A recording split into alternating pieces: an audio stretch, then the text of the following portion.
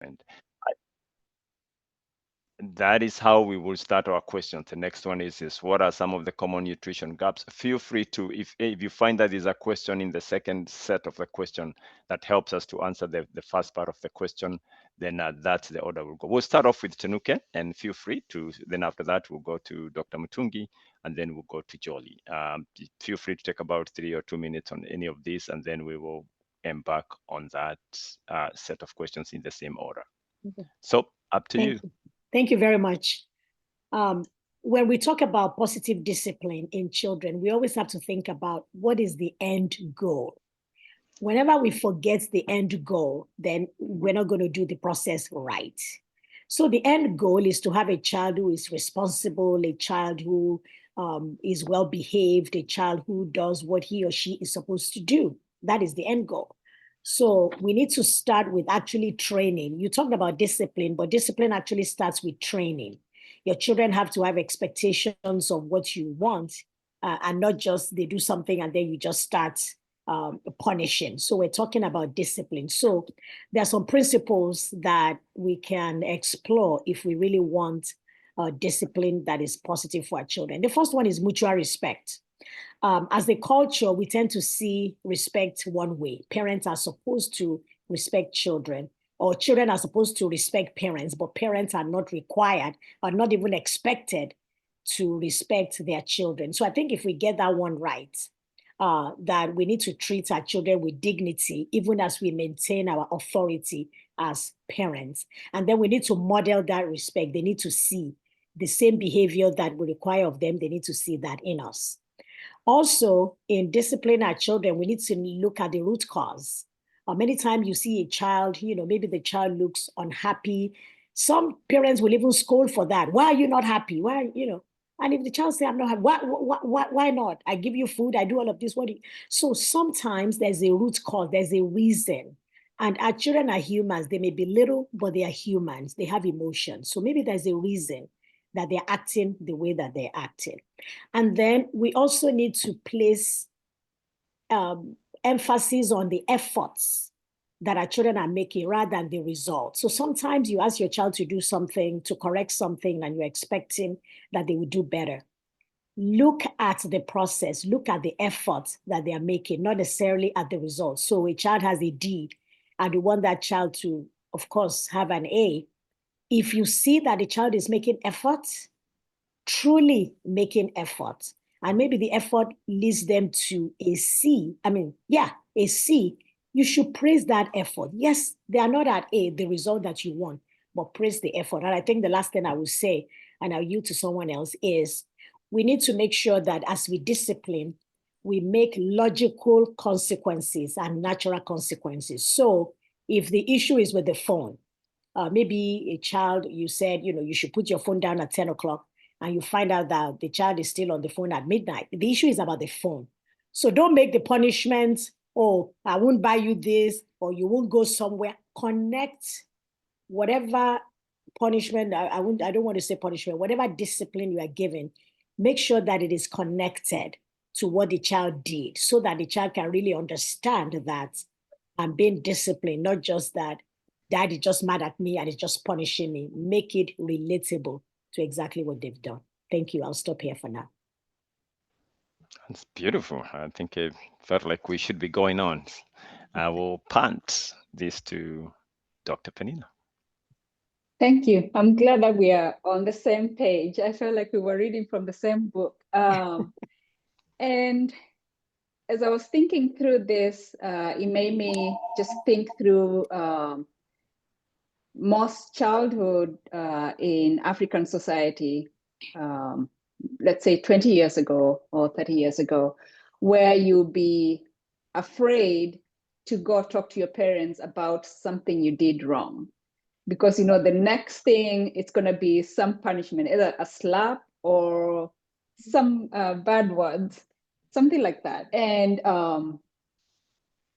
that in itself does not encourage, it doesn't promote positive discipline. One, you're afraid, and what that does is it will stop you from having communication with your parents. And even though it's going to stop you from what you were either doing something wrong and you were caught, you'll stop it because you get a slap. So you stop it right there. But it doesn't help you understand why did you do wrong and what can you do right. Positive discipline is teaching children life skills, how to acquire life skills responsibly, with respect. And it's about giving them constructive thoughts and constructive way of understanding what they need to do and where they need to get to. It needs to be consistent. It needs to have patience. Both parents have to be on the same page, because children will go back and forth between parents and they'll try to see who will give a better answer or an answer that they want. Parents have to be on the same page. And it's very, very important to talk among both parents to know what they need to do for the children in a positive way. Another thing is encouraging them through cooperation and mutual respect, foster problem solving. If a child comes in, and I'll use the same example, like homework, right? Or just not doing well in school. A child comes home and says, oh, they're sad, I didn't do well in school. The first thing to do is understand, why did that happen? Don't say, why didn't you do well in school? So-and-so is doing so well, but you're not doing well. What's wrong? You have to understand what has happened. Why did you not do well? And do you feel like you did your best? And from there, what can you do to improve? Now, the good thing is you have to tell the child, I am so happy that you came and told me about this. So what that does is makes the child very comfortable. I'm actually here with my parents and they're listening to me.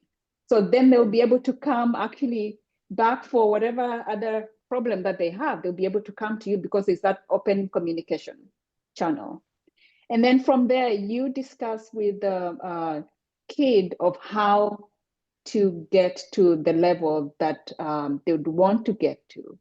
And like other panelists said, don't just look at the end result. You look at improvement. You look at where the child is, validate where they are, encourage them to improve from there, and discuss with the child how to get to that point.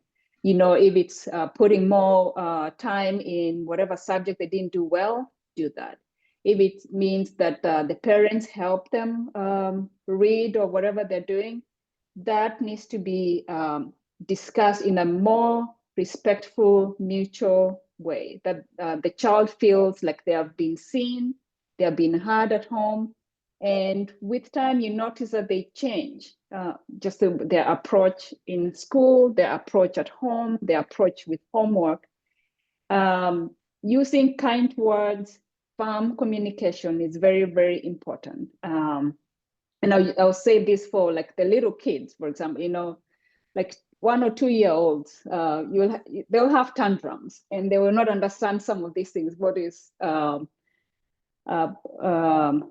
firm or kind communication? Let's say, for example, because everybody is on the phone and there's lots of screen time going on in our day, and let's say a child gets a phone, okay, and you say you have 15 minutes to play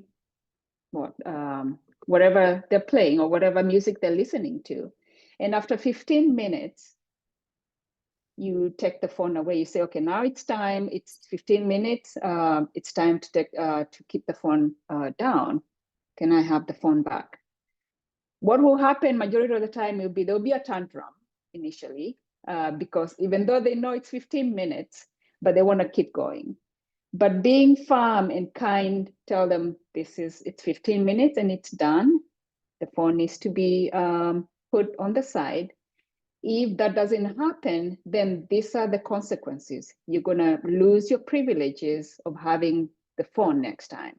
And those things have to be consistent. That message has to be consistent in whatever is happening. And with time, the child understands this is the way it's going to be, and they move in that direction. And I think I'm going to give it to the next panelist. Thank you, Penina. I invite Jolly. Thank you for your invitation.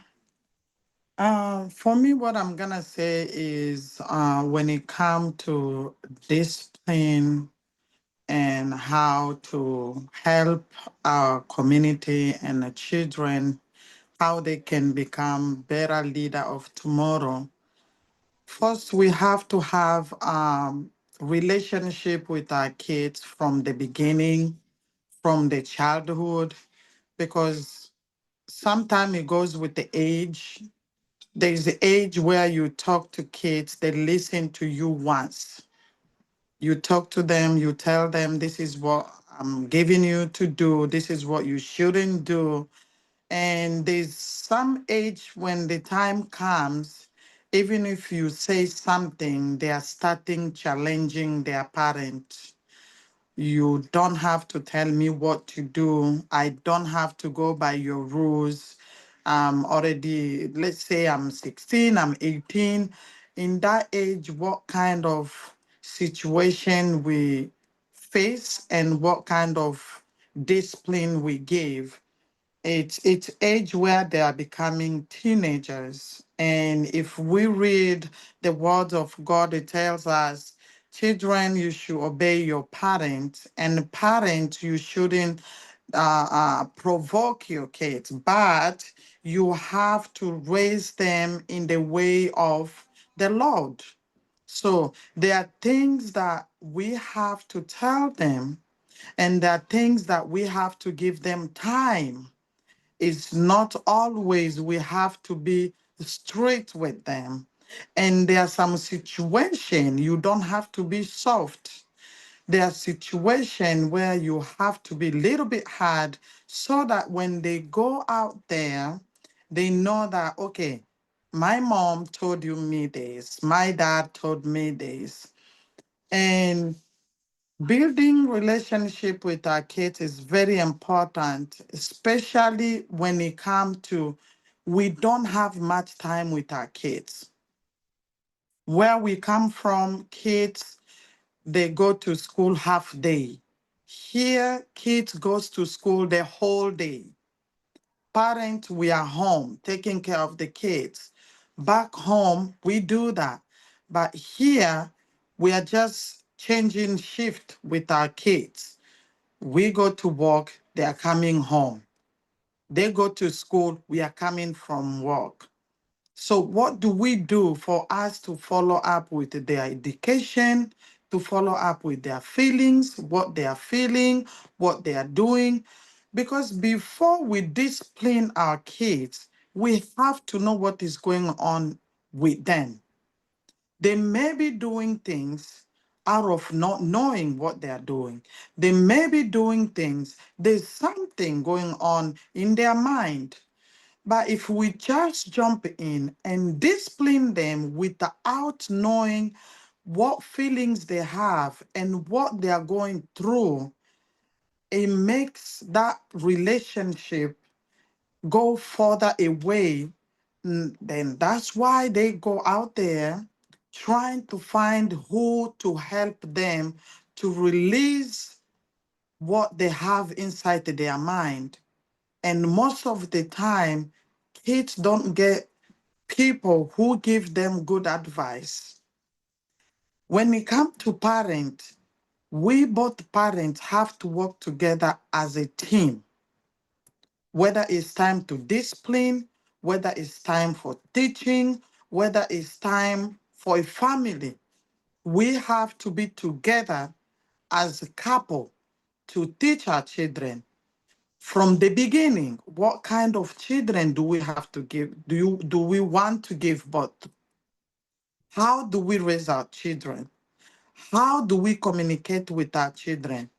Because when we are giving rules, it has to be from both parents. When the kids break the rules, all parents we have to work together so that they know our parents are team. And if they are team, I can't go to my mom and she say the opposite of what dad say. When we are not team, we are not helping the future of our kids. Now, we have to focus on our kids' education. When they say, okay, something, let's say I get a call from school, your child fight in school, or your child is not doing good in school, they're not doing their homework, they're not focusing, they're making noise when the teacher is teaching. We have to know from the beginning, how was my child before he goes to school, before she goes to school, and from kindergarten, from first grade to fifth grade or to high school, how was my child? That's when we have time to sit with them and ask what is going on. Is everything okay? Do you need help? Is there something we can do as a parent? At the same time, we have to be in communication with the teachers. We have to be communication with the teachers to know what is going on with the kids. Because if we just go ahead and discipline or yelling or shouting without knowing where the source of the problem is coming from, that's when we lose the communication, we lose the trust, we lose the relationship. So we have to build the relationship not only as a parent, but with the teacher too, with the school, so that when something happens, you know where to dig deep and find out how you can help the child. And let's not forget that no matter what effort we can put in when it comes to discipline, we have to know that God, God is our help. God can give us enough knowledge to know how to deal with our children. And I'm sorry to say this because a lot of people really don't believe in this kind of things, but we come from Africa. We know these things is happening. Some kids are being possessed. Some kids are being possessed and they do things without knowing. They do things, they don't want to do it, but out of nowhere, they just do it. And no matter how much you discipline them, they don't change, they don't listen. But if we put God in that issue, it helps us because God says the children are our gift. He gave us as a gift, and we have to ask him, how do I take care of this gift? Help me to take care of this gift.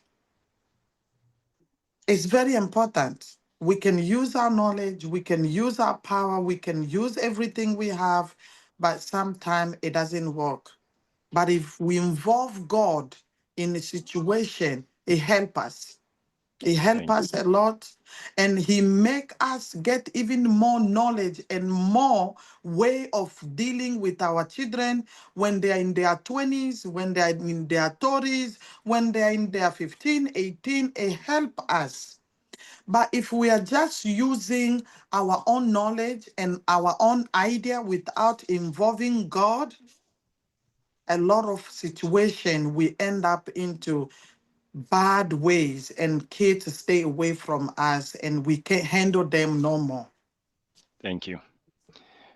All right, I'll follow up with a quick question and I'll give each of you 1 minute. The panelists, this is just a follow up to the same question. And what I'm going to ask is, how do parents balance between discipline and encouragement while still extending empathy to nurture a resilience in their children? And I'll start with you, Jolie, and I'll give you just 1 minute. Then I'll go to Penina 1 minute and finish with Okay. make it for 1 minute. So how can parents balance discipline and encouragement while still showing empathy to nurture resilience in their children? In my understanding and my experience, no matter what we do, when children do mistake, there's always two ways. It's either they knew what they were doing or they don't know what they were doing. And us as a parent, we have to figure out those kind of things in order for us to be there for them, even if they make mistake. And if they do something that is very, very bad, there's always that way of regretting, but they're not gonna show it to us. But we have to make sure that we understand the situation and empathy with them at the same time. I know it's not easy. It's not easy, but we have to work together with the kids. Thank you. Dr. Penina? One thing I'm reminded is we have to be present with our kids, and we cannot delegate parenting. And one of the things in creating balance and nurturing resilience, I would say thinking of it as time in versus time out. And if a child has done something wrong, instead of time out, think of it as time in. And what time in I mean is where you actually sit down with the child and go through the issues that have happened, whatever situation has happened. And both parent and the child understand what was the problem and how can you solve the problem and how can you make sure that that does not happen again. Rather than a timeout, even though there's a place for timeout, a timeout is where you tell someone, go to a corner and think about what you've done, or go to a corner and be quiet. But actually having both participants together and talk through what the problem is in a respectful way, that will enable the child to get a better understanding. I'm not going to say that they don't always understand, but actually get a better understanding of what is the problem and how can I solve it. The child is able to come up with a solution, and I as a parent guide the child on how to move forward from whatever situation is. The other thing is teaching the child how to handle mistakes and failures, setbacks, and forge like a growth mindset. And for example, let's say a child goes for an interview and they don't do well, and they come home and they are sad, right? Anybody will be sad if they don't do well in an interview. And you use that time to show them, not always, life is not always straight. It's not a straightforward, it's not a straight line all the time. But you help them understand their failures in life. Sometimes you lose, sometimes you win. And you use that time to create sort of a list of what happened, what are things that you can draw from that interview, and how can you change so the next interview you'll be able to do better. You'll be more prepared in the next interview. And talking through failures and being able to handle mistakes in a more emotionally mature way, it's better than pinning them down. If they come home and they didn't get their job because the interview didn't go well, don't push them down because they're already feeling bad. And the worst you can do is actually make them feel worse. Turn that around and actually use it positively for them to get something better out of their mistake. The other thing I would say is developing boundaries. very, very important in whatever discipline that we're trying to achieve with the children. It's important for them to know firmly what the boundaries are. You know, if, and again, I'm going to go to the phone because that's one of, I think, a struggle that is in the generation that we are in the screen. Knowing that, you know, if you have the phone for an hour, you put it away at 9 p.m. and that's 9 p.m. And it has to be consistent. The boundary has to be there. It cannot be 9:10, 9:20. It has to show that at 9 p.m. the phone is off. If that does not happen, there are consequences that will have already been discussed between the parent and the child, and that has to be firm. If the consequences are you don't get the phone for a week, it stays that way, but you do not go back and forth. And it's very important. The children will understand when there's a firm boundary, and it's good to be, it's important to be a friend of the children. It's important to have firm boundaries as a parent, but in a more respectful way. Sorry, I think I took too long. No, that's fine. That's a pretty good explanation. Thank you. Anuke. Yeah, so I think it's very important to set clear expectations. So the problem is not with the rules, but make sure that the rules are fair, that is age appropriate. You know, you don't discipline a 3-year-old as Did you if you're say fair? disciplining. I'm glad my daughter is not in this meeting. I don't know where she learned that. It's not fair. It's not fair. Yeah, maybe we are not. So we need to make sure that the rules are fair, that you're not treating a 3-year-old like a 10-year-old. And not only do we make the rules clear, we need to be consistent, even in the enforcement, just like Dr. Penina said. Also, we need to be able to deal with the whys. You know, in our culture, it's like my mom would say, obey first and then complain. I'm like, after I obeyed, what if I wasn't supposed to do that and now I'm complaining afterward? So our children will ask. Faiza, please mute yourself. So our children will ask why, and there's no problem with that. Let's tell them the reason behind the rules, and they might be more ready to follow the rules. You know, the reason I don't want you to drive at night, you know, is because if you have any problem at night, maybe you have a flat tire or something, then, you know, you may get in trouble. If you tell them the reason, you know, they don't have the capability in their brains to be able to understand these things. We take it for granted that anyone should know that, you know, A equals B, but they don't. But if we take the time to explain the rules to them, we'll know that, you know, they will be more willing to obey the rules. And then we need to take the idea of punishment away from our heads and replace that with discipline. Because at the end of the day, when you have a child, your intent is not just, I want this child to be hurt, I want them to feel bad and all of this, but you want a positive outcome. So, and we need to use our discipline as a teaching opportunity because we're trying to develop humans who are going to be useful to themselves and the society. So you're grounded. You can say, what can you do differently next time?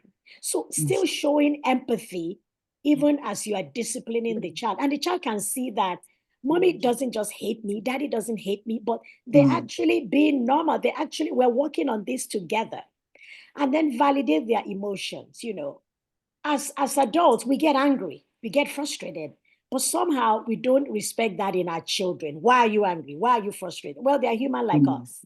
So you can admit and validate their emotions. I know this is frustrating for you, you know, but I trust that you can handle it. And that helps them to build, you know, this emotional resilience that we're talking about. And lastly, I'll say always be a safe and supportive presence for them. Let your child know that you love them unconditionally and communicate that, you know, I don't like what you did, but let me tell you, nothing can ever change the love that I have for you. I love you regardless of what they do, regardless of your mistakes. And, you know, let's be very generous in celebrating anything that they do well. Let's be generous in our praises of them because that just encourages them to do things better? Thank you. Well, my Achilles heel is consistency, and I think once the kids have learned that, they have always taken advantage of my inconsistency, because I have things that I want to do. So sometimes it's very convenient for me not to be consistent, because consistency will take me out of my strength. So they get away with that for some time. Yeah. Well, switching gears, let's jump into the next part. This one deals with nutrition. We'll come back to the questions that have been posted into the chat, and it's okay if you can look into those questions, because I see some of them that are pretty good. I'll make sure I have about 5-10 minutes. We'll try and go very fast on this one too. The question that comes here is, what are some common nutritional gaps in early childhood, and how can families address them? And while addressing that, we can tell us how you think, how do balanced nutrition meals impact children cognitive and physical development? I'll invite Dr. Penina to open up this. Well, that's quite a broad session and a broad topic. That's why we had issues before you named. But I'm gonna do like a sort of a broad overview of nutrition and just the impact in child cognition and development. So cognition, as you know, it's when a ability of a child to acquire knowledge, skill related to learning, memory, problem solving, language, reasoning. So like just growing normally. And with that cognition, there's brain development, and you want normal brain development. And nutrition, the brain is very vulnerable during early childhood. And therefore you need the nutrients, macronutrients, and food, necessary food to be able to grow and for the brain to grow. And so you need, there's protein, there's carbohydrates, there's fat, there's vitamins, there's minerals, specific minerals that you need for brain growth. All this starts from prenatal, when you're pregnant, to when the child is born, to early childhood and teenage life. The brain grows up to 21 years. Any of those times are very, very important for brain growth. And just to mention a few of very specific things, you've heard about omega-3 fatty acids, DHEA. Those are, you see them in milk, like when you buy milk, you see fortified milk, or it has DHEA, has vitamin D. Those are important. They're there for a reason, because it helps the brain grow. But prenatal, mothers need to have prenatal vitamins. They need to go for their checkup. As in the infant stage, if you're able to do breastfeeding, that has colostrum, and it has antibodies, it has the nutrients that the child will need at infancy. Early childhood, you're talking about, milk. It doesn't have to be cow's milk. It can be plant-based. You need vitamin D, calcium, iron. Those things are very important for cognition, for memory, for focus. DHEA is very important for brain growth and focus. And missing any of those to some extent will impact cognition and just normal development. And those are things that are easily available, they're easily consumable, and it's important to have them. Other things that I think we miss out on is nuts, just because people are afraid of allergy. People talk about peanut allergy or different kinds of nuts, and they just don't want to try them. And the easiest way to do that is just scoop a spoon, put it in the milk, mix it up, and give the child. You have to try different nuts and just see how the child does. And just briefly, things that just going through the gaps, vegetables, nuts, milk.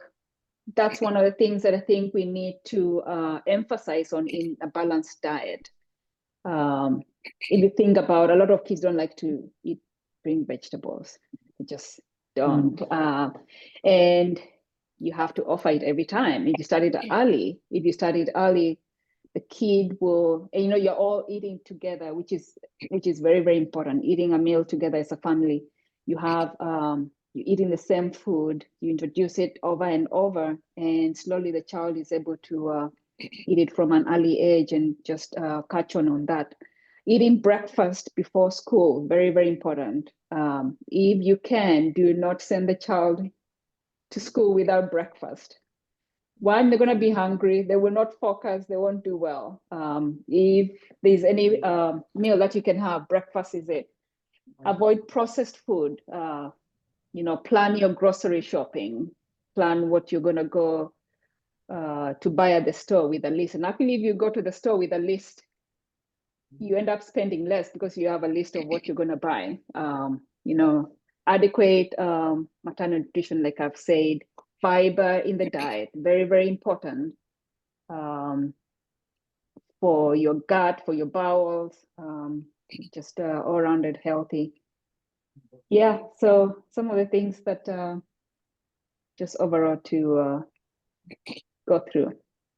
Thank you so much. I think that's very vital in terms of some of the things sometimes we underestimate as some of the roles that come into raising a family. It's fundamental from the beginning.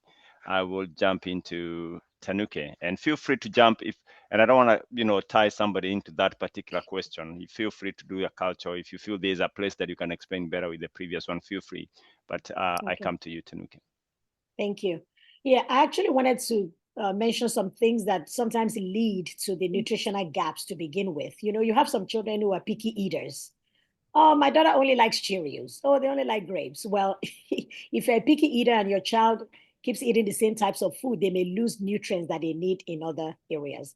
And then healthy foods are expensive. Fruits and vegetables are great, but they're expensive. It's just easy to buy chips and all these kinds of things. So that's sometimes why our children have these nutritional gaps. But we have to realize that I'm not a doctor, but I think I've heard it a lot of times and read that the first 5 years are very, very important in the brain development of the child. And this is why we have a lot of problems in Africa, where sometimes children will actually grow up, they will never attain to the heights that they could have attained to. But it's not only physical, even the mental capacity that they could have. But because in those early stages, they were deprived of these kinds of food. So medical science itself is finding out that food is much more important than we think. Many illnesses have been reversed even due to food. So food is very important. And if we can start in early childhood, that would be good. So just a few examples. Vitamin D, I think, is one that many people are familiar with. The deficiency of that will affect bone development and immune function. And we can get that from fish, from fortified dairy, even from just going out in the sun and enjoying the outdoors. You can deal with that kind of deficiency. How about fiber? Fiber deficiency is huge because of a lot of processed foods and the foods that we eat. We don't get the fiber, and we can get those from whole grains, fruits, vegetables, beans, nuts.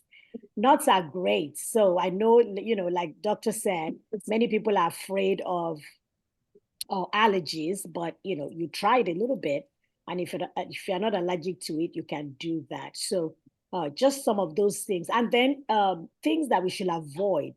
Sugar. We know that it causes children to be hyperactive. So you've given your children all these high sugar cereal, and then you send them to school and they're hyperactive. So we need to know the foods that also trigger our children. It's not good for them nutritionally, but it also allows them to exhibit some behaviors that we might actually be struggling with. So your child seems to be hyperactive, your child is running around and doing all of this, and it may just be the food that you are giving them that is causing them to do this. So we need to think about that. Thank you. Thank you so much. Well explained. Jolly, you want to jump into For this? me, I'm gonna explain from my experience. To help our kids with nutrition, we have to start from the time you give birth to a child. And breastfeeding is very important. Breastfeeding, if you can breastfeed the baby to the age of 2, if you can. If you can't do it, you can go all the way to 18 months.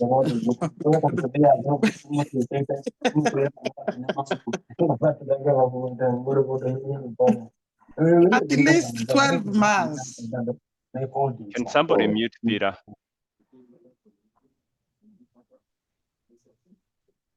Okay. At least 12 months is better. I know most of the people, they do it 6 months. But to me, with my experience and the weather that we have, 6 months is not enough. At least 12 months is better because in time of cold, kids get a lot of flu, they get cold, and they don't have appetite to eat. But when you are breastfeeding, it's better. They are getting everything that they're supposed to get. What you do is you eat everything that you know the child can eat. Like the doctor say, vegetables. You eat a lot of fruit. You eat a lot of you eat some meat. You eat nuts, and by trying all kind of nuts when you are breastfeeding, you will know what kind of allergy your child have. I will tell from my experience. I have 2 kids who have fresh peanuts allergy. If they eat fresh peanuts, they get allergy. And I find that out from breastfeeding myself. When I just give birth, I eat a lot of fresh peanuts to get more milk. And when I eat, I feed the baby, they get sore, all their tongue gets sore. And when we went to hospital, they find out they are allergic to fresh peanut. But if I get dry peanuts, I ground them, I put in cassava leaves, I eat, I breastfeed, nothing happened. So from breastfeeding to the age of 1 day to 1 year, you will find out a lot of things that your kids should eat or they should not eat. So it's very important to breastfeed the baby. To me, I feel even breastfeeding is better than buying milk and giving to the baby.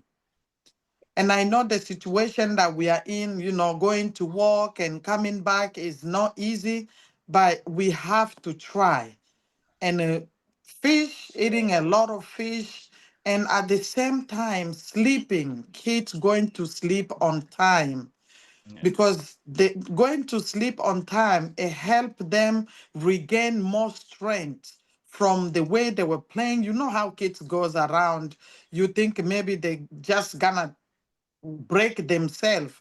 But when they sleep on time, they get at least 10 hours of sleep, 9 hours of sleep, 11 hours of sleep, even 12 hours sleep is okay so that they can regain their strength.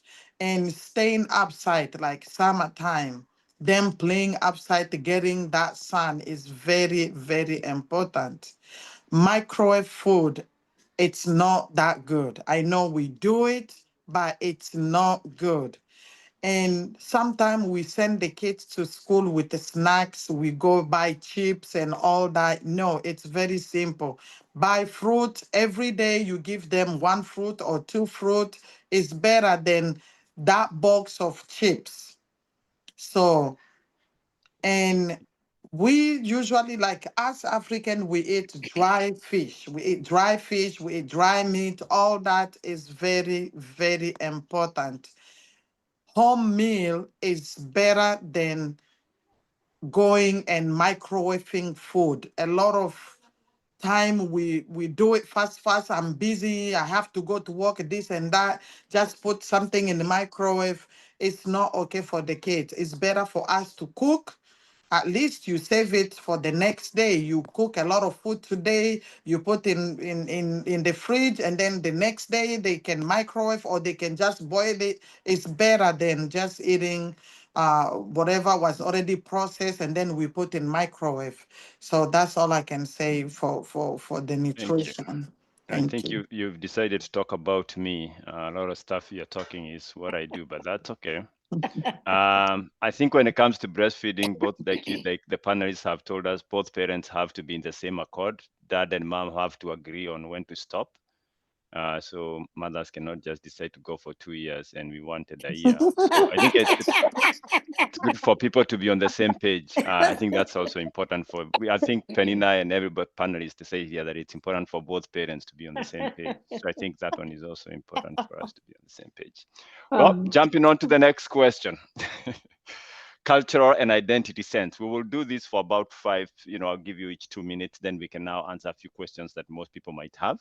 And I want you to just pick a question there and address one from our cultural and identity sense belonging from the questions that they gave us. And I will go ahead and start off with Tinuke. Cultural and identity sense question. Oh, okay. So our children obviously now are living in a culture that is different from their original culture.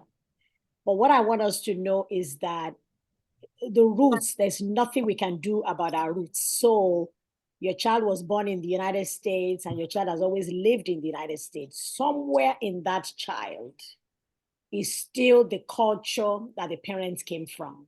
They can never totally isolate themselves. At some point or the other, it will show up.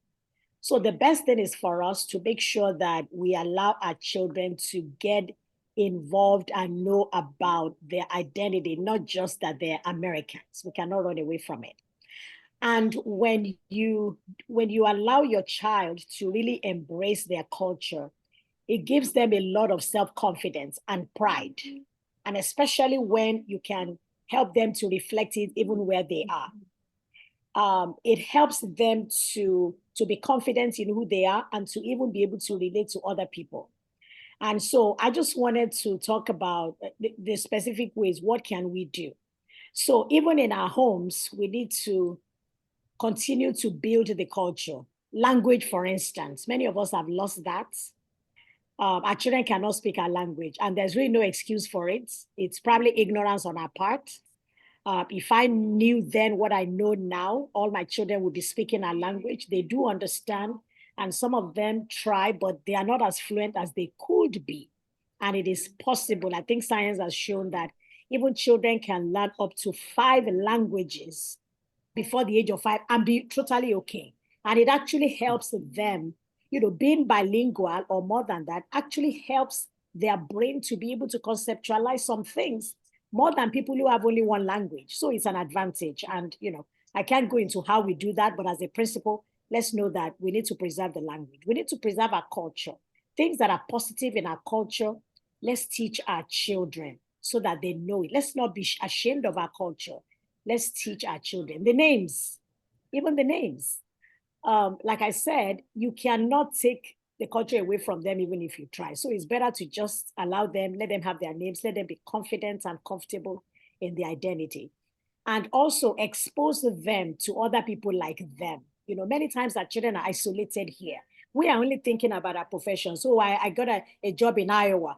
I got a job somewhere in the loonies where our children cannot even see any other Black person, let alone a cultural person. Those decisions are very important.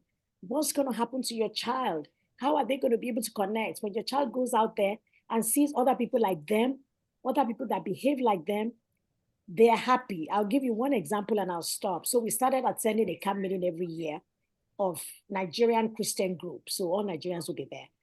And so our children started, talking to one another and finding out, oh my goodness, oh, so your dad does that too. Oh, so your mom does that. All these, why didn't you get 100%? If you got a 98, where did the other two go?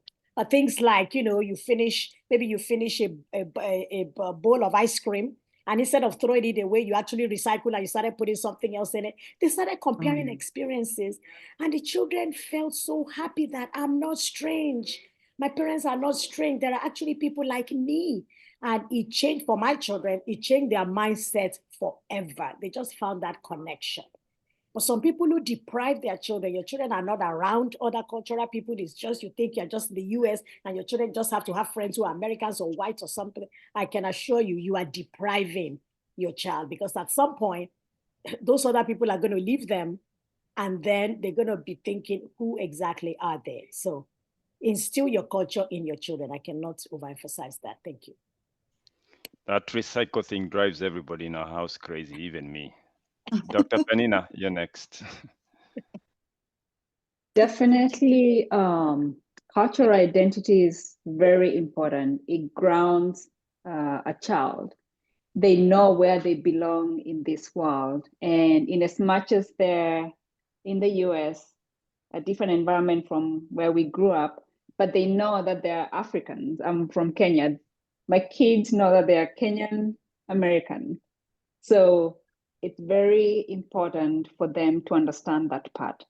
And it gives them just a sense of pride that I'm a Kenyan, speak Swahili or eat chapati, things that are very specific and very uplifting for being a Kenyan. It's important, and when you compare with, which is unfortunate, but sometimes comparing with you've heard of people who are trying to find their roots. They're trying to go to Africa to find their roots. It's because there's something that they're lacking. But we have the opportunity, because we know what our roots are, where we've come from. And therefore we have to introduce those cultural beliefs and cultural identity to our kids. Even just playing the songs, African songs in the car, in the house, cooking African food, Kenyan food, Nigerian, Ghanaian, whatever food, that in itself shows and creates identity for this child. And something like now, because of there's a lot of you can connect with people outside the country. Call cousins, call nieces, grandparents. Talk. Let them hear from the other part of the world. Let them hear a different language, and if they are able to speak the same language, is even better. They can communicate. And there's one thing someone said. Interacting with grandparents, it gives children a very different perspective in life, and it gives wisdom, instills respect for their parents. It's very important to get that part of grandparents into the picture of the children. The grandparents, sometimes even though they're not able to necessarily talk and understand each other, but just the fact that they're able to actually see them and see where they have originated, see their roots, it's very, very grounding. Thank you. Jolly, you're next. Yes. When it comes to showing our children their identity and where they come from and who they are, we have to start introducing them to their identity from their childhood. Like when the child starts eating, what kind of food do you give to your child? You have to introduce your child from the beginning, the food of their identity, African food. And when they're at the age of, you can go with them to the store, you show them that let's go to the store. Let me show you what kind of food we eat, what kind of things we have. You show them. And if you have access to getting things from Africa, you send them, you show them this is the things we use back home and we use it here, especially with the food. A lot of kids, but from eating food, they already know who we are because they go out there, they find the food they eat at school and the food they're eating home is different. Some of the kids, they will even love to take their food to school as a lunch. They do that. And communication with the people that are back home. We have to make sure that we are in communication. And if it's possible, you have access to go back home and come back. Introduce the kids to taking them home, knowing where they come from, knowing who they are, all those kind of things. And the dressing is very important for the kids to know what kind of dress we wear. At the same time, Somebody please mute Peter. Peter, please, somebody mute Peter for me. Peter, Peter.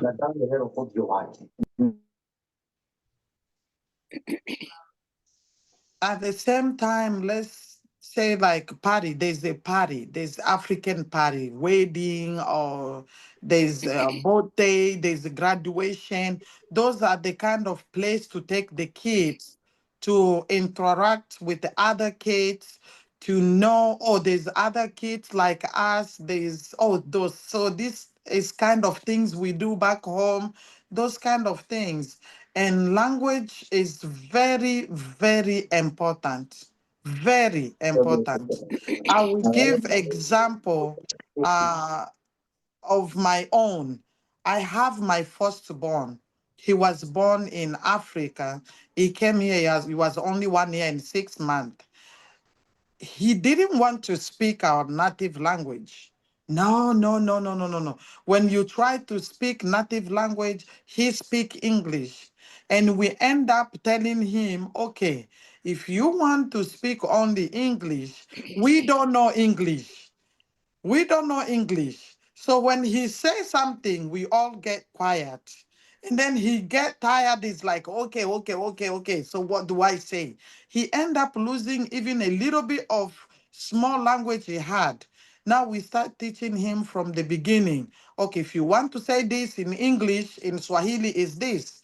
In our native language, Kibembe is this. And he did learn.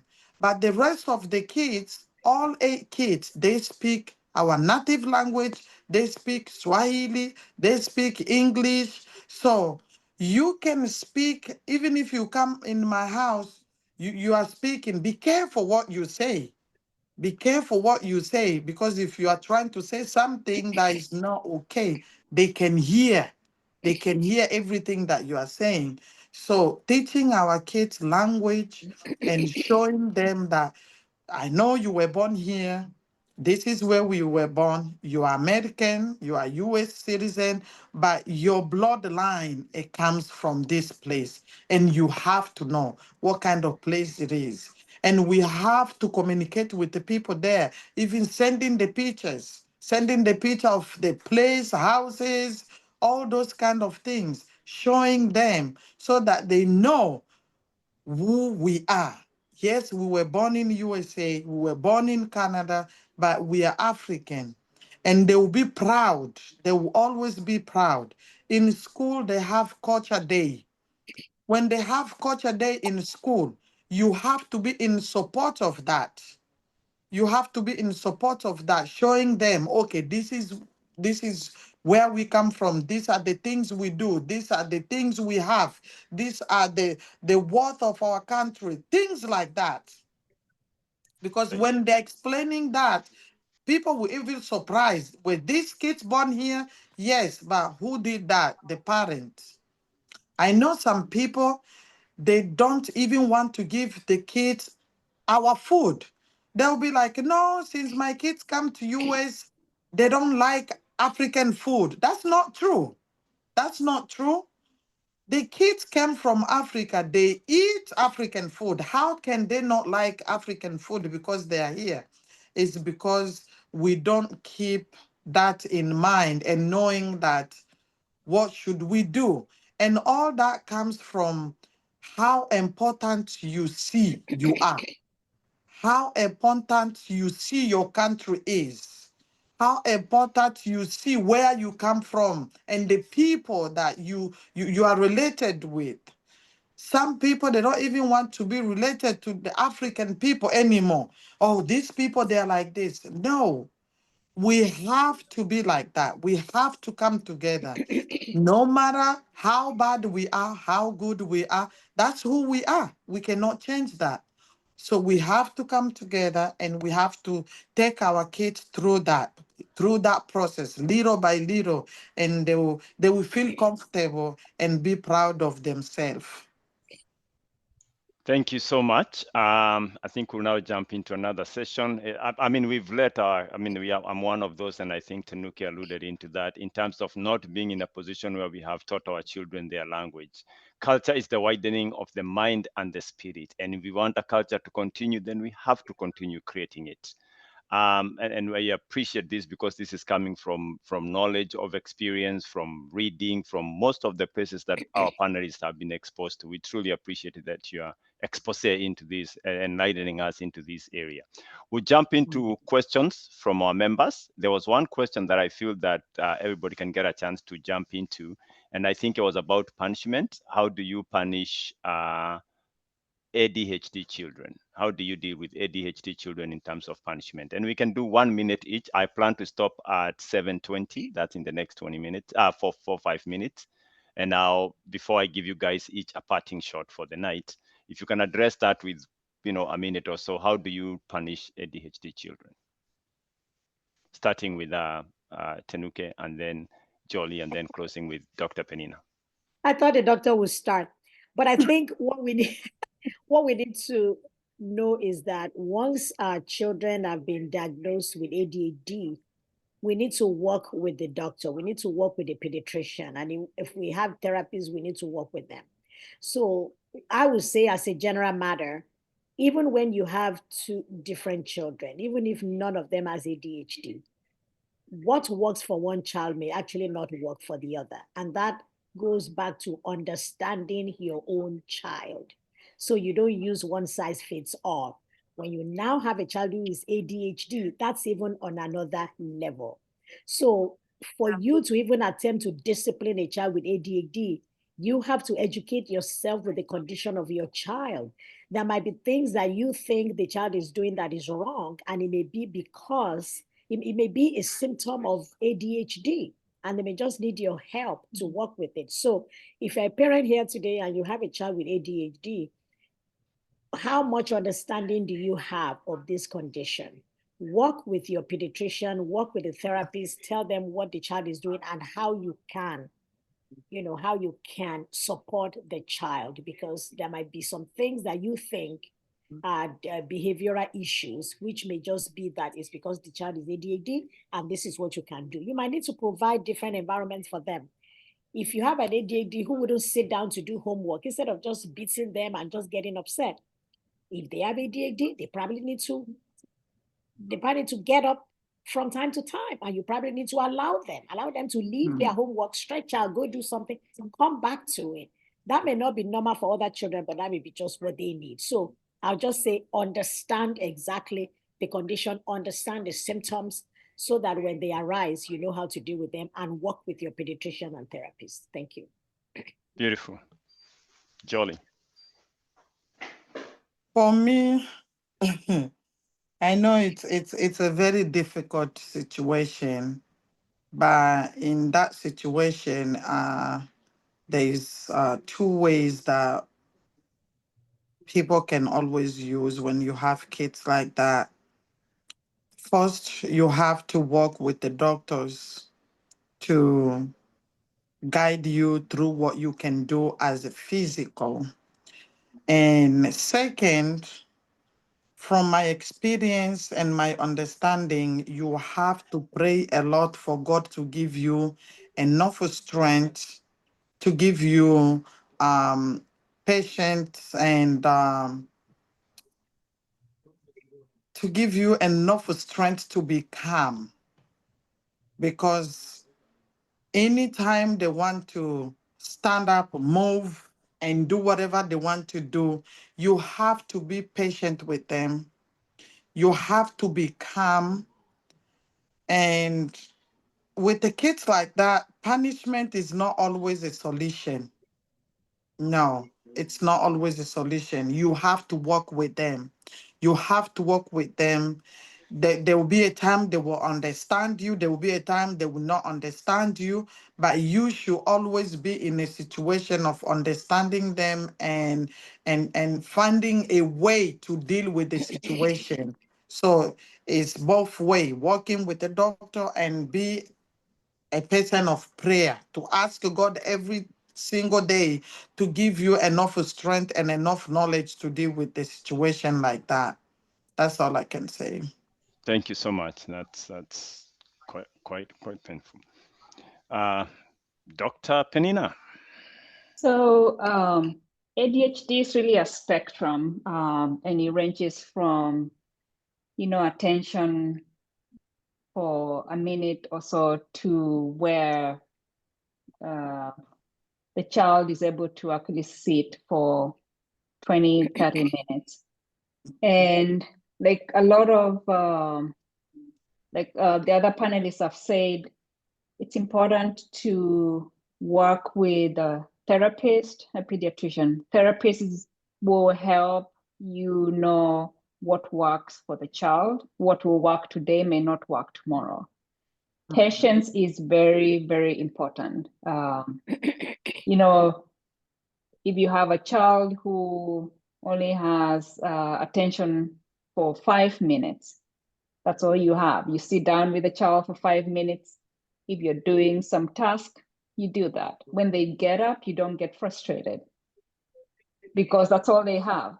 And you have to, in a calm way, try to redirect them to whatever they were doing. They may decide to take a walk for 10 minutes, but as they go to walk, go walk with them and talk about something, and then come back to whatever task you are doing. And that's something that will have to repeat itself over. You will try today, it works. Tomorrow, it doesn't work. You have to re-strategize. And it calls for a lot of patience. As the kids go through teenage life, every stage of their growth, it's different experience. And therefore, it's important to have that communication with the therapist and with the pediatrician. Some end up on medications, but it's important to have a discussion and clear discussion with the therapist on how to maneuver some of the things. And I want to talk about just diet and ADHD. And if you just generally out of experience, if it just people don't have ADHD, processed food and high sugar content food makes kids hyperactive, just normal. Now, think about that with a kid who has ADHD. It just triples to just the way they behave. And it's important to eliminate some of those things, processed food, high sugar content in their diet.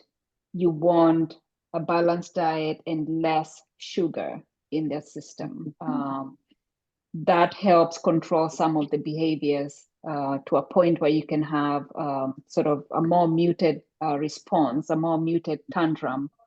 There are a lot of other treatment options that are there in terms of just trying to get them to a point where they can stay, they can get to a normal level as much as possible. And again, I don't want to necessarily think about punishing a child with ADHD. I don't think it exists because it just gets out of control very quickly and you don't achieve what you're trying to get. It's more of trying to see how to redirect them back to what they were doing or do something more constructive than actually punishing them. Thank you very much. That was truly in-depth analysis of a lot of many questions that we had with a very short time. But I really just admire the knowledge of our panelists in terms of being able to put this together and be able to send us sneak peeks or pits that will be able to give us some knowledge or ideas on how we are supposed to walk through this journey of parenthood. Now I'm opening this to everybody else who is here. Thank you so much for your patience and for your listening. I'll open this to you. You can direct it directly to one of the panelists, or you can remain general in terms of a question. Feel free. I'll open this for about 5-10 minutes of interaction, and then I'll ask the panelists to get ready with a parting shot, something that we didn't ask you you'd like to say, or something that you would like to finish up your conversation with. I'll give you 2 minutes about yourself, a parting shot before we call it a night. So this is now open. You can either raise up your hand or just go ahead and unmute yourself and shoot your question to the panelists that you intended to answer your question.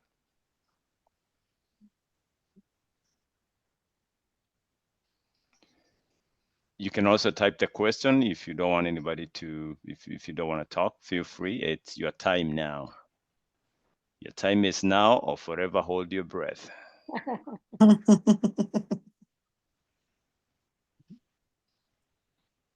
Anybody with a question? I have a comment, Sebastian. Awesome. Sorry, I didn't see your hand. Now I see it. Okay. How are you? Oh, good. Good to see you, man. Yeah, good. So first thing that I want to do is to thank the panelists. I think this was very good. I really liked it, and the feedback was very good. Thank you so much. I mean, I might be not really question, but I was thinking about some kind of way forward. You know, we have kind of a session like this, but also at the same time, are there kind of way to organize? Because, you know, we are from Africa.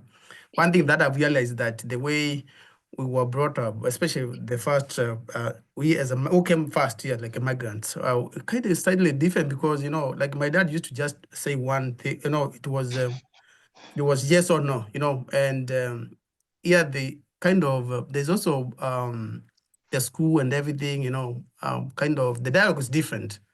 It is to and fro, but I'm kind of used to take this yes or no, like kind of military style. And, you know, I don't want to repeat things. Sometimes I get annoyed and the kids not see that way. You and So, I. so, and actually, I also that complicates me. And of course, we of course some things we talk as if they will happen, it will be fine. But at the same time, you can be nice, but does not necessarily mean that they will listen to you what you have said.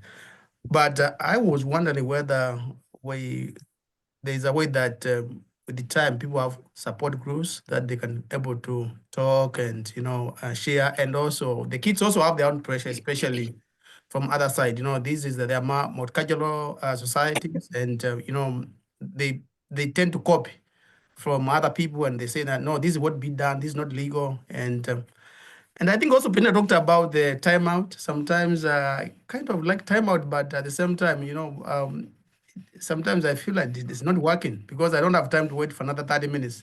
Kids just keep me quiet. And So, you're but timed out too. When you're timing them out, you're timing yourself out.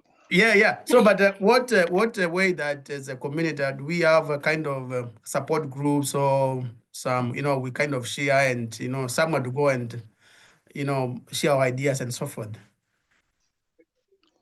Thank It's a you. decent observation, and Yeah. if anybody has that, I think it's an observation he's throwing in there, which is I think it's very important in terms of having such forums where, and I think one of the speakers was alluding to that, where sometimes when you get to people who have kind of the same issues that you have, it becomes sometimes a little bit easier to navigate. So in the course of this, if there's anybody thinks of a better idea where we can have those forums, that's definitely going to be appreciated. Can I say something, Okay. please? Yes, go ahead. I just want to add something on what he said about timeout. I know there's age that you can tell the baby timeout, and there's age you just have to give that little bit of, you have to hold on, because when you are angry and the child is angry, sometimes you end up doing things that you will regret later. So it's better to give that 30 minutes away, and then you go back and sit the child down you already calm down and the child already calm down, sometimes it works. It works. You can understand each other. And when you are talking, the child is already looking at you and listening to what you are saying. And you are able to look at the child and listen to what they are saying. So sometimes it's very important to do that.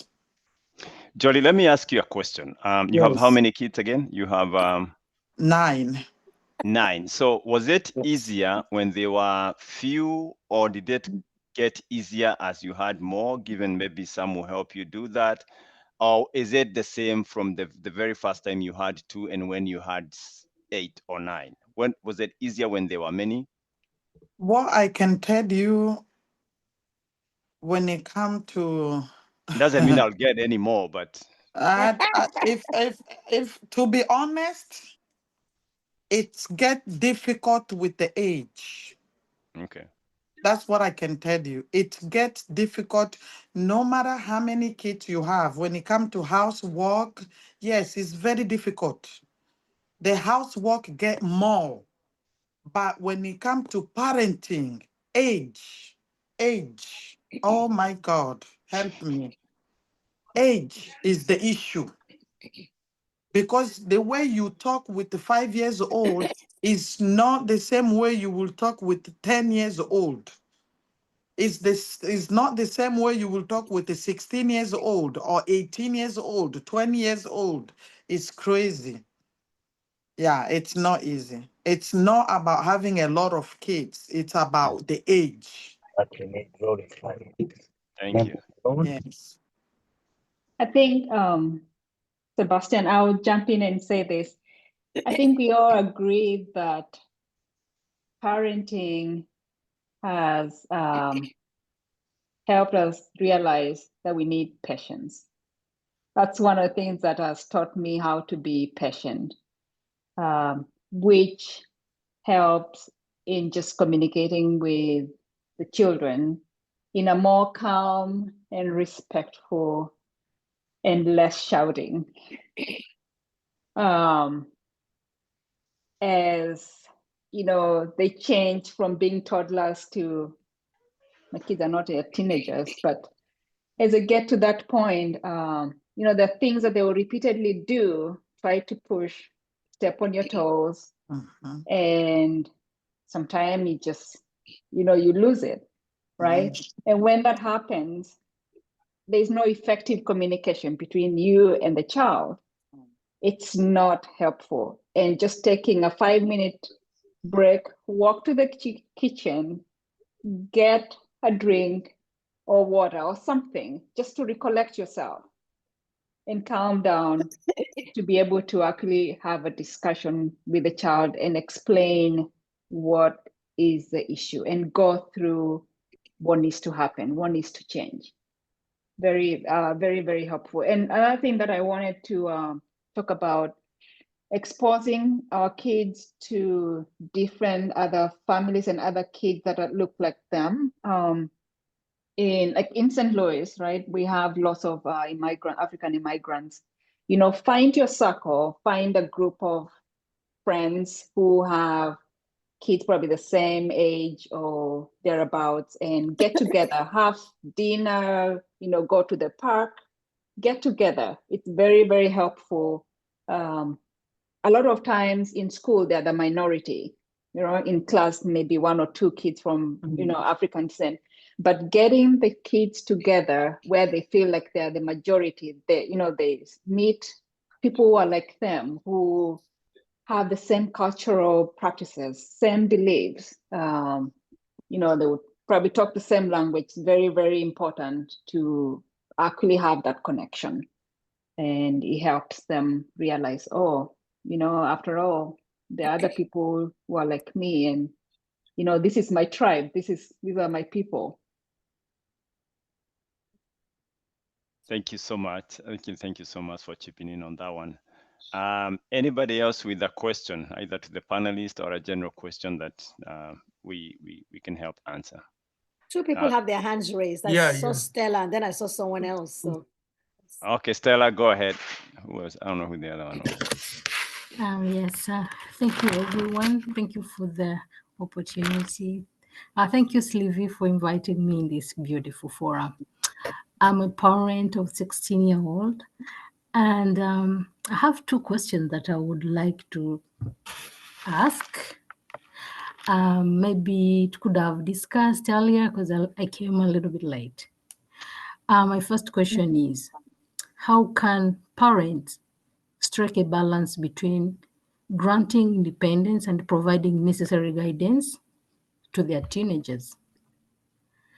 And my second question is, how should a parent set boundaries while also allowing their teens to explore their identities and interests?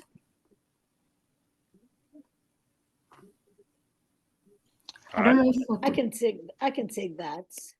Yeah, go ahead.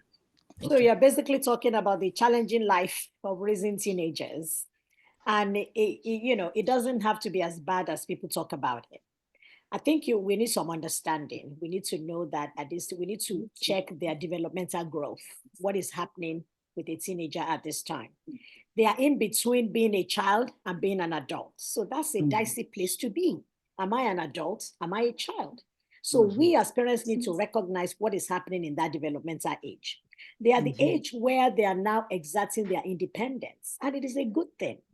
If you have a 16-year-old who is not independent, who cannot make their own decisions, and you want to send them off to college, what are they going to say when their friends say they want to go and do drugs, they want to go and do? So you don't want to quench that independence. You don't want to break it.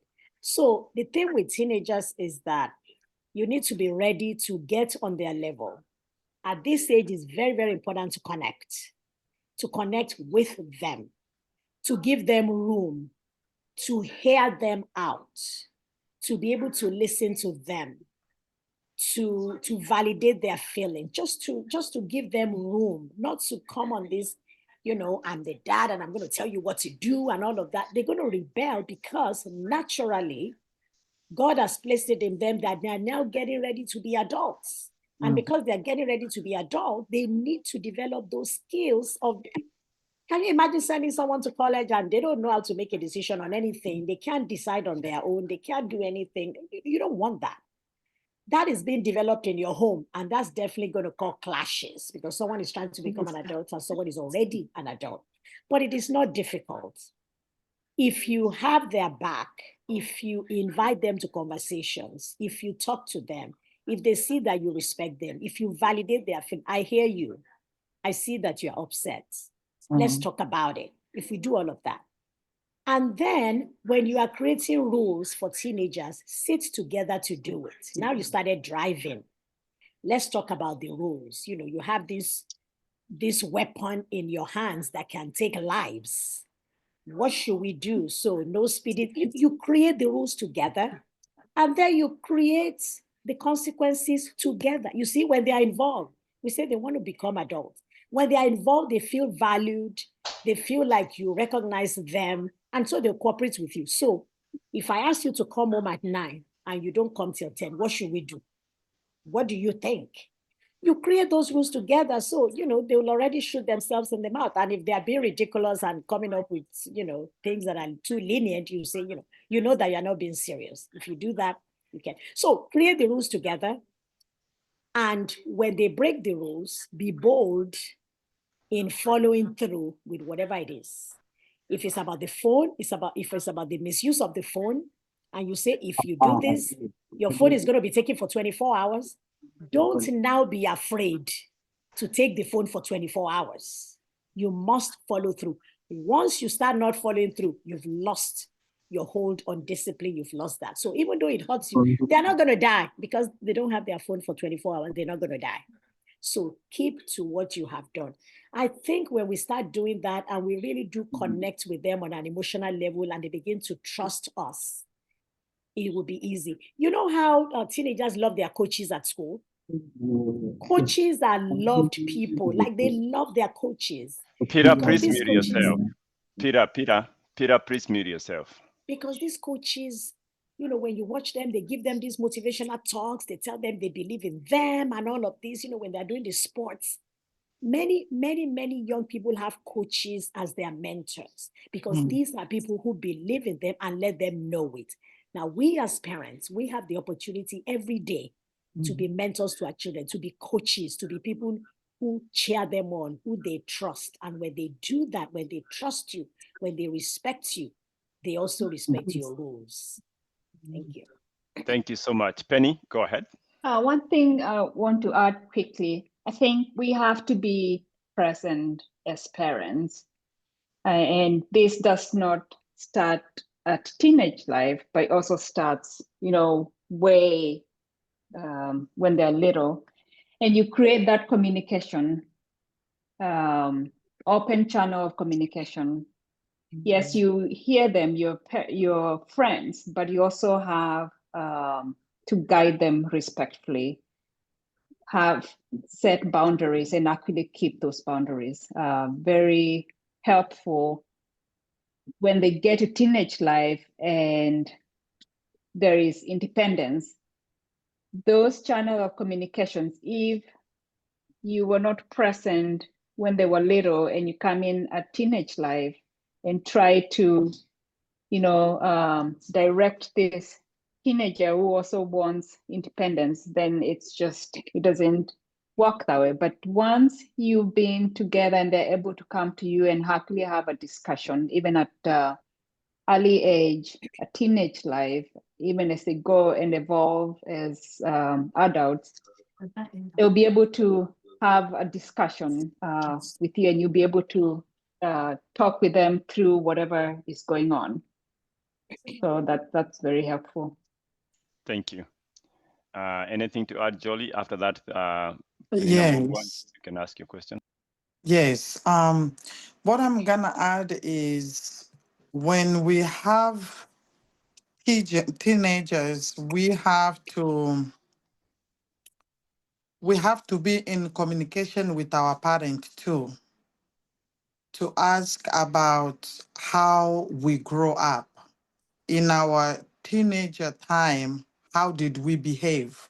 It's very important to know that too. How did we behave when we were teenager, and how did our parents deal with us at that age? Because there are some things that our kids do that we did it too. And there are some things that our parents had to deal with. We have to find out too, Mom, Dad, how did you deal with me in this situation? And if you didn't do the things that your teenager is doing, then you have to sit down with the teenager and find out what they're feeling and what they are going through and what they want. There's always time for us to give them a small space for you to figure out exactly what is going on.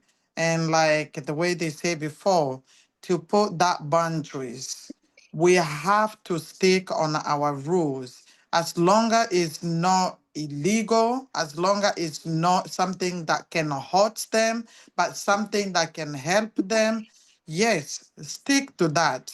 If you say you are only staying in your room, you are not getting out of your room, we have to be in communication. We have, okay, let's make this rule. You can go in your room at this time, but we have to do this and that. Then stick to that. But most important is we have to know what they want and what they are going through. Because if we don't have that time with our kids at their teenager time, they go out. They go out and find help out. I'll put example. Your teenager is already having boyfriend or girlfriends. If you have open communication with the girl and you are the mother, the girl always come to the mother. Mom, this is how I'm feeling. You have to know what kind of conversation you should have with your child at that time, because you already know now they want to know more than they should. But it's that time, because if they already have that feelings, they're already into that situation or in that process. You have to be there for them. Don't wait for them to go and ask their friend. Don't wait for them to go and ask other parents because you don't know what they will tell them. But for you as a mother, for you as a father, if he's a boy, they always go to the father. And some boys, if they have good relationship with their mom, they go to their mom too. You have to know how to handle your teenager at that situation. If he come to you and say, Mom, I already have a girlfriend, the first thing you should do not to panic. The moment you panic, that trust is already trying to go away. So you have to sit down with him or her. Okay, now you have a boyfriend, now you have a girlfriend, or I have somebody that I like, or I have somebody that like me. You have that open conversation and then you guide them through. The first thing you shouldn't do is say, no, you are not old enough for you to have a boyfriend or girlfriend. Now you have gone to stop that conversation because no matter what you will say, that already stuck in their mind. But if you sit down with them and listen to what they are saying, okay, somebody like you, okay, what do you think? What is on your mind? Tell me so that I can know how to guide you. Because if you panic and you start shouting, they will go and do it without telling you.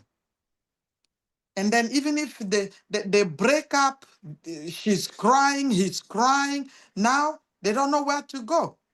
They have to go to their friends or to other parents. And it's not good. It's Thank you. not okay. Yeah. Thank you. Pesh Mbogwa, I know you have a question. Go ahead. And as we answer this question, I'd also ask the panelists to take this opportunity to, as you answer the question, also have your final parting shot. Because I know I intended to stop at 7:20, but there was a lot of good stuff coming up that I felt it was unfair for me to not let people get that material. So let's get this final question. And then as the panelists answer that question, you can also give us your final parting shot. Thank you so much, Sebastian. And thank you all, our panelists. This was amazing. I think my question, I want to direct it to Dr. Penina. I know you said you have talked, I think you have repeated this several times about being calm, maybe when we're dealing with our kids. And to be very honest, I don't know, maybe it's just me or it's a lot of us, especially let's say in the morning, right? Like it can get very chaotic to, or maybe almost every parent when we're getting kids ready to school or for school. So you really do find yourself, or I find myself raising my voice, right? Maybe even when not totally necessary. So are there any strategic or practical strategies that you can or maybe recommend what makes you just keep calm? Because really, even when you try to just get everything ready for them, like you have the uniform ready, you have everything ready, breakfast is ready even before, you still get yourself yelling just to get them out of the house or out there the door. Are there any practical strategies that you recommend? I don't know. So, Yell more. There's a lot of yelling in the morning, especially. yeah, I mean, I'm not gonna say that I'm a perfectionist in this. I have yelled a few times. One of the things that I would say helps me, I don't like last minute things. It doesn't just work for me. One of the things that we do, we sort of have a routine. I have two boys, and one is in fifth grade and the other one is in first grade. So we have a routine. The fifth grade is out of the house before 7 o'clock. And so they have an advantage where I have one child at a time. But before bed, we make sure that we have the schoolwork, the school bag is ready, the homework is already done and packed. You know what you're carrying for school tomorrow for lunch. Your water bottle is ready and what you're going to have for breakfast. And the routine in our house, just because routine works for us and I want to keep it that way. wake up in the morning, and this has been over a lot of years of work. Wake up in the morning, make your bed, change to your school clothes, go to the kitchen and have breakfast. That follows in that order. As you have breakfast, I am not me all the time, but my husband will be preparing the lunch. Get your water bottle and out the door. So that it's about 20 minutes or so from when you leave your room to when you're leaving the house. And the next boy wakes up 7 o'clock, 7:15, and we go through that routine. I wouldn't say that he's mastered that, but a few times I'm like, hey, we need to do ABCD, and you have to repeat it again. And when you're repeating it the third time, you're like, you're not as calm as when you say it the first time. It's natural, right? Absolutely. And yeah, sometimes you walk to the kitchen or to the sink and wash something and turn around and say, okay, so we have 5 minutes before we leave the house. So you need to get your water and you need to finish your breakfast. So those things need to happen within 5 minutes. And exactly at that time, you leave the house. There may be times that we want to say something or naturally just, we just raise our voice because it's the fifth time that we've said the same thing and nothing really has changed. But it doesn't help. One, the kid gets frustrated, you get frustrated. All around, it doesn't help. Nothing really has changed. You haven't moved from where you were, or maybe the kid will start crying. So now it becomes a crisis in the morning. But a routine for us, I would say, has worked in just getting those tantrums and shouting in the morning. I'm not going to say it's 100%, but definitely has helped. Thank you. you. And your parting shot, or you want to make that your parting shot? Well, yeah, I mean, it could be a parting shot, but one thing that I consistently think about is being present with the kids, not just physically, but actually being part of what's going on with the kids. When you come home, put the phone down and actually talk to them.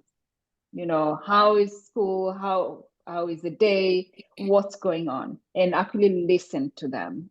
For me, I think that's something that I'm still working on, and it's fresh in my mind every day to be present with the kids.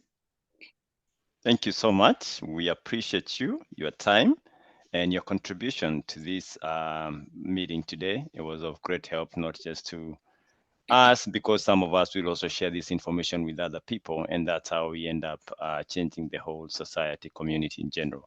So, Jolly, it's you, your parting shot. I'm going to say two things because there's something that the first person asked about the teenager, and I think it's very important if I address this. Our teenager, they are getting involved with the friends who us as a parent, we are not comfortable with, no matter if they are in a good way or in a bad way. So when you are dealing with a teenager who have friends and you are not comfortable about the friends, there's always something telling you that this child who is friend with my child, I don't think if it is a good child. There's always that feelings that you feel. And when you are in that situation, you have to sit your teenager down and show them the example and the meaning of why you want them to cut relationship with that friends. You don't just tell them, I don't want you to be friend with that kid. I don't want that kid to come to my house. I don't want you to be involved with that kid. You have to come and find out exactly if what you are feeling is a good feelings or is just something that will get you and your child like in a fight, because there's always that situation. Sometimes you stop the kids not to be friends with other kids, and they are not bad kids as you think. But if you find out exactly what kind of kids they are, then you sit them down, you show them, and you make them understand why you are doing what you are doing. So when it comes to waking up in the morning, the shouting and all that, it depends with the age of the kid sometimes. It depends with the age of the kids. If you have 2 to 3 kids and there's always one kid who is responsible. There's always one kid who is responsible, is able to wake up on their own, is able to do things on their own. Sometime for you to avoid the shouting in the morning, walk with that kids. Walk with that kids. Can you wake your siblings? Can you help them? If you, let's say you drop them to school or you take them to the bus stop, you work with that child that is at least responsible and help you to get the other siblings ready, just for you to be in a calm mind and not to look like mom always shout in the morning. Mom always shout in the morning. Sometimes it work like that, working with your kids. But if they are in a little age, a very little age that they can't do things on their own, you just have to do things ahead of time. Always do the things ahead of time. Sometimes even if you do things ahead of time, when it comes to waking up, there's always one who want to wake up with the one voice and get ready, and there's always one who want to go back. Mom, 2 more minutes. And then that's when the shouting comes. But if you do things ahead of time, it will not make you in a situation where you are frustrated and shouting like crazy. Thank you. Thank you. Thank you. Tanuke. Yes, so I just want to throw a challenge to us as a people that we don't need to always think that we can do it alone.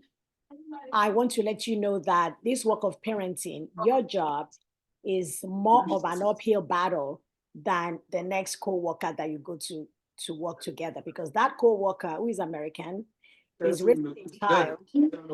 This parent was raised in a particular culture. The child is growing up in the same culture. They are in alignment. But many times we are not in alignment with our children because we were raised this way. And then we are in another culture and we have to raise them in another way. So it's an uphill battle. But there is hope and there is help, and we need to use what we have. So I'll give the example of what we do with our health.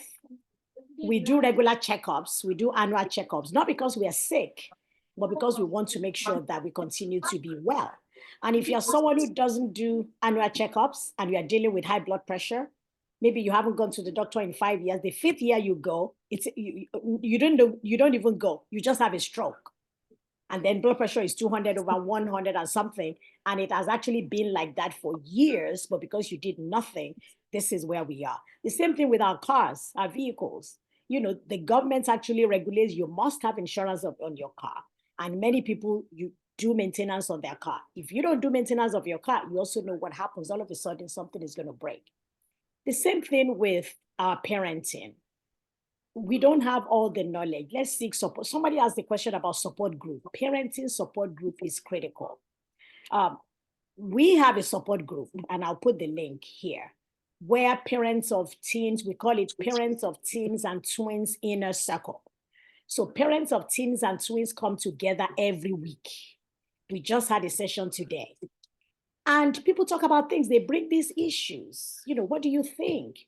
We're all in different places, different spaces, different experiences, different strengths that we can bring to the table. Some of the things that we hear from our fellow parents is like, wow, it's like having a bunch of experts just talking all the time.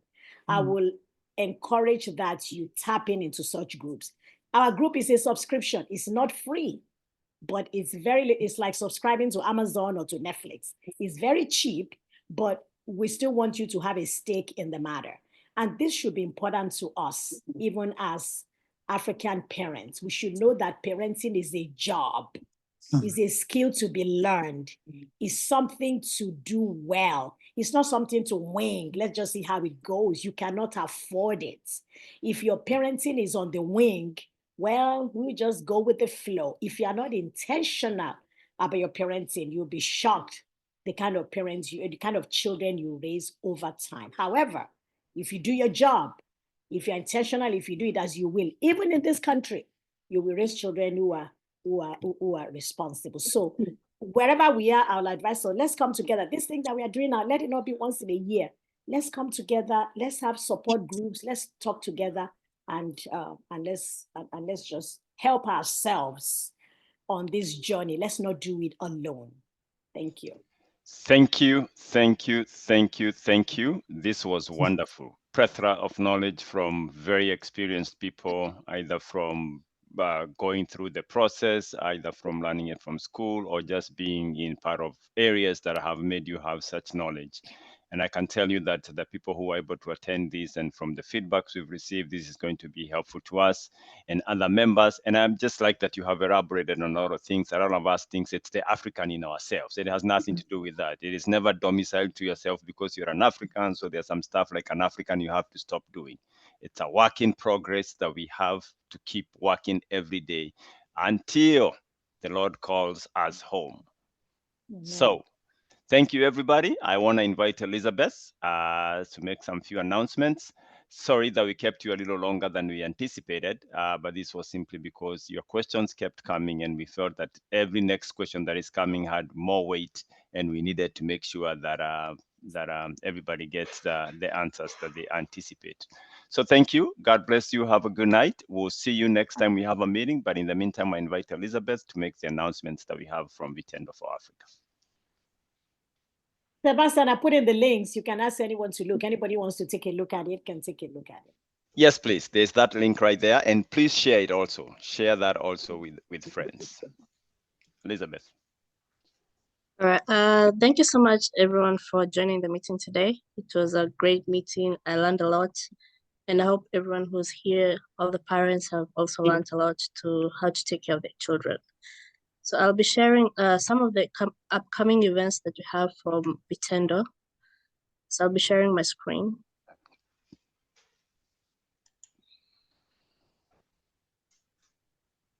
So the first one we have is the art therapy class. We were supposed to start last week, but due to the weather, we still haven't started. So hopefully we'll try starting tomorrow. So we have art therapy from 5 to 6 every Thursday at the Vitendo for Africa office. This one is mainly for the elementary students, even the younger students. And then we also have a new program called the dental program.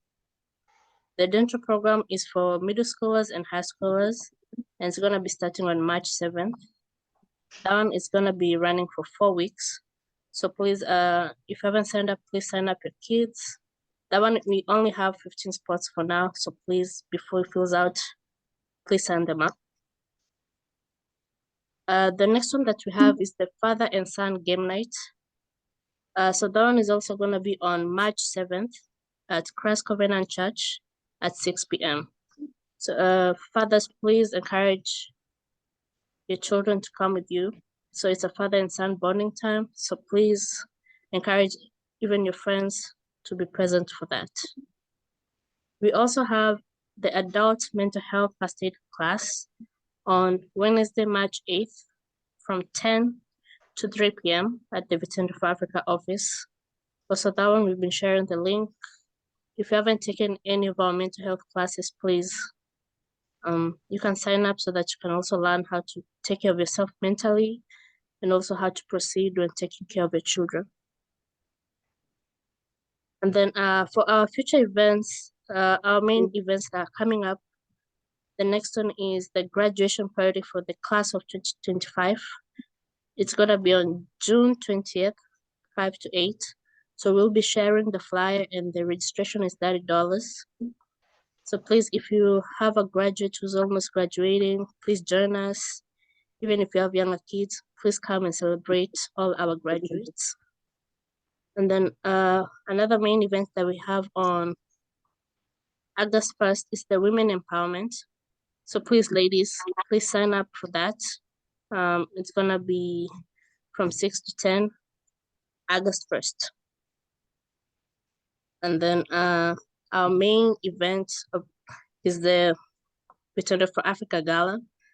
So please save the date for the next gala. It's gonna be on November 1st. Thank you so much. And please, if you want us to share any of the links, we're gonna be sharing them in our social medias and also all our groups. Thank you.